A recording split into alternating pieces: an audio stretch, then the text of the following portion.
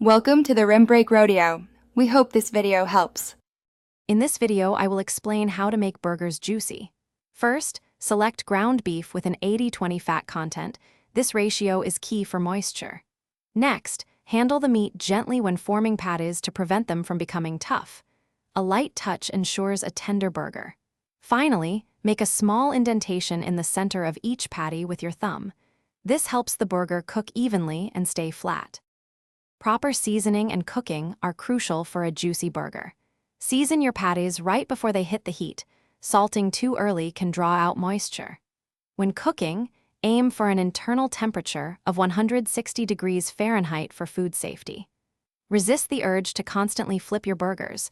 1 or 2 turns are plenty to keep those delicious juices locked inside. Want an extra boost of juiciness? Try placing a small ice cube or a pat of butter in the center of each patty before cooking. This melts, adding moisture from within.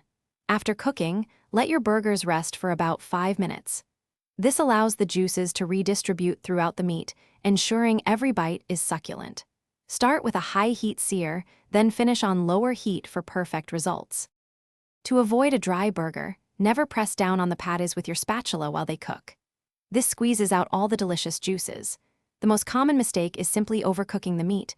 Always use a meat thermometer to ensure perfect doneness without drying it out. Remember, a little patience goes a long way for a truly juicy burger. And hey, life's too short for a stinky car. Grab Little Tree's black ice. Check the description for a link to that and other great deals. Thanks for watching. Consider subscribing if we helped you.